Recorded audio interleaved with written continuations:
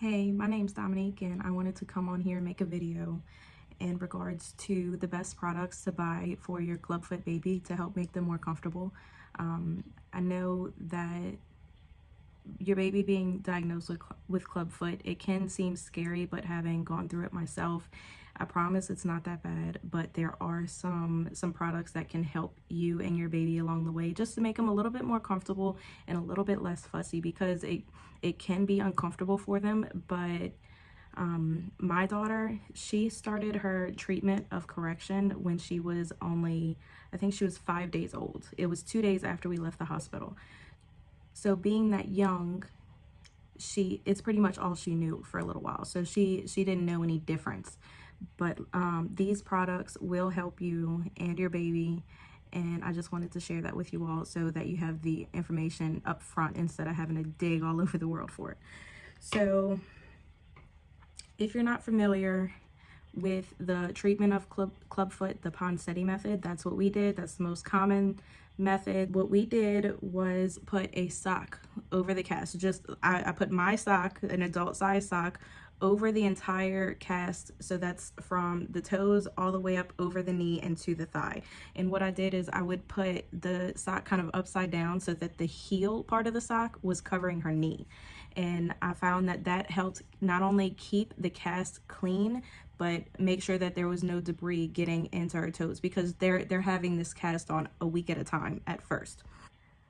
Another thing is a lot of people, from what I saw, they were kind of iffy about wearing baby carriers with the cast on, because they are in such a position with their leg. It does look uncomfortable, but my daughter, I tried it with her the first time. She didn't have any issues. So I wore the fabric carrier, the wrap, and I wore that with her pretty often when she was in her cast. Whenever we went places, I always carried her in the fabric wrap. And my husband, he wore the harness one. He didn't like the fabric wrap.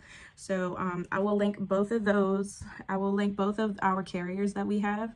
I'm sure anything else would work, any other carriers you want to buy specifically. Okay, another thing, some people don't know what they should be, what clothes they should be buying for the baby for casting, to prepare for casting.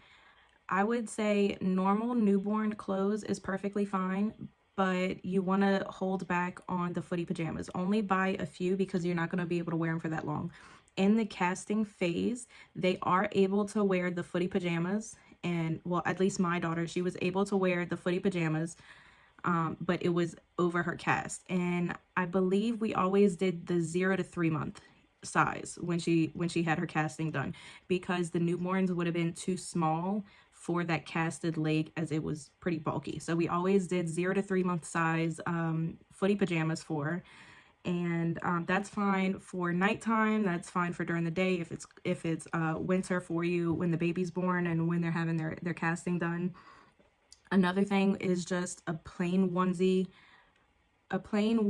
and pants. And again, that's 0 to 3 month pants. I've never actually came across any newborn size pants, but 0 to 3 month pants do fit over the cast. So that's what our daughter wore primarily for her casting phase. So once she was moved to Boots and Bar, she could not wear the footy pajamas anymore, because when you first move over to Boots and Bar, you are 23 hours minimum a day in the boots. So they need traditional socks to wear in the boots, and you don't want any extra friction going on, because it can cause sores on the feet.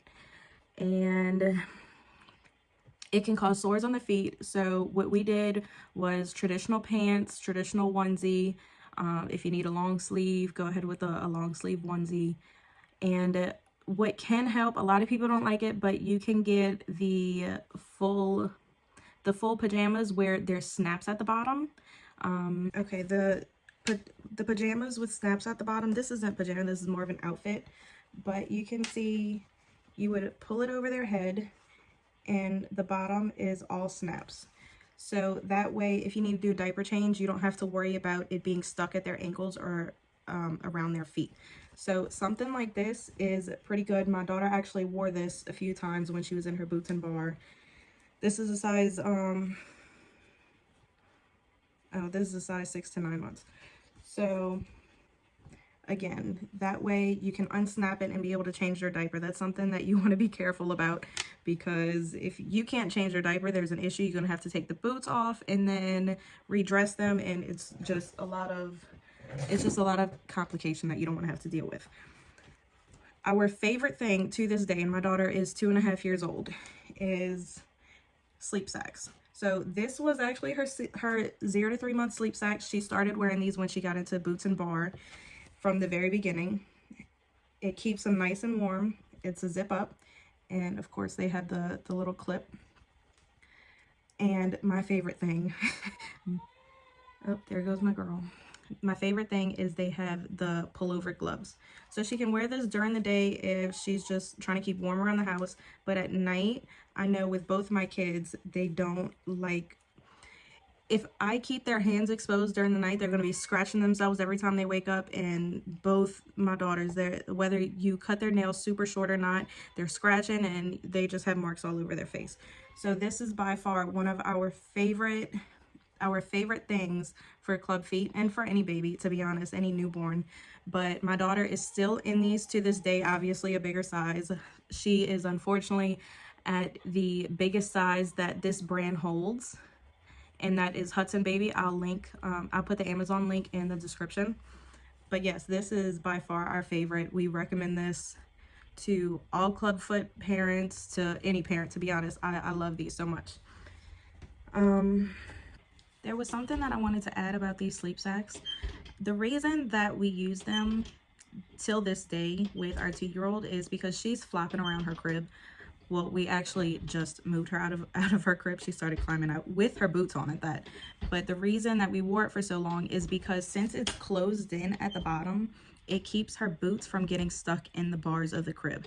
So that is like it was very concerning for me when I started putting her in the crib, but now I don't have to worry about that because it's not going to let her leg get caught. So if she were to flip over and the toes of her shoes, of her boots, were to get in between the bar, she's not going to get stuck. This helps that a lot.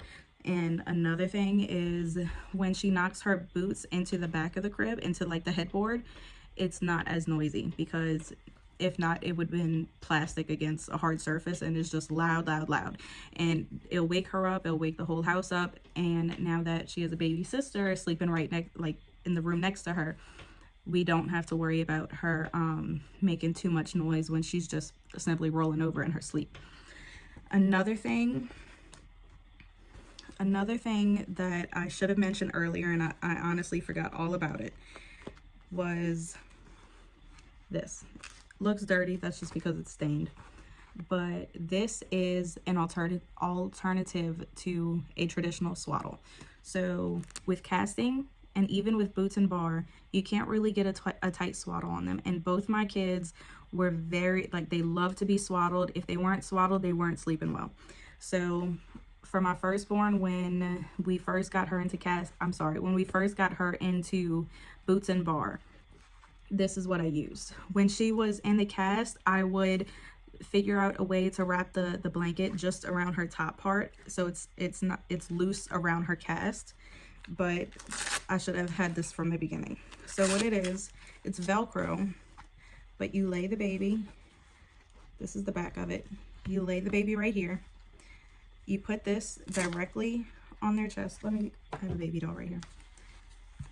Okay, obviously this is a very tiny baby doll, but first you wrap this around directly against their chest.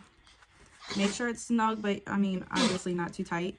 And then what you do is you put this little pad right here, it keeps any chafing, you don't have to worry about their skin being irritated. You tuck their arm underneath this, pull this to the next Velcro, wrap the other arm, make sure it's down, and you tighten it. And that keeps the baby it keeps the baby swaddled nice and tight. And there's a few tips and tricks about it, like just to make sure it doesn't ride up, because if they're squirming a little bit in their sleep, it can ride up. Or if it's too low, my second especially pried her arm out of it and it would wake her up. So this was definitely a lifesaver when we were in the Boots and Bar stage. and I got this on Amazon. This is the name of it. I don't know if you can see that. Anna Eve with a little B. I'll try and link it if I can find it on Amazon. But yeah, this was definitely another lifesaver. Another thing is socks. So socks can be a big issue. I think it really varies from baby to baby. You don't want anything too low. Like, you don't want ankle socks, especially when you first get into Boots and Bar, because they can work their way down if like the baby's just wiggling a lot, which I mean they do, especially 0 to 3, 6 months old, any baby under a year. But I would suggest socks about mid-calf, because you do have that upper strap on the boot. By the way, my firstborn, she is in Mitchell sandals. That is the actual term of the clubfoot Boots and Bar for the Ponseti method. Hold on 1 minute.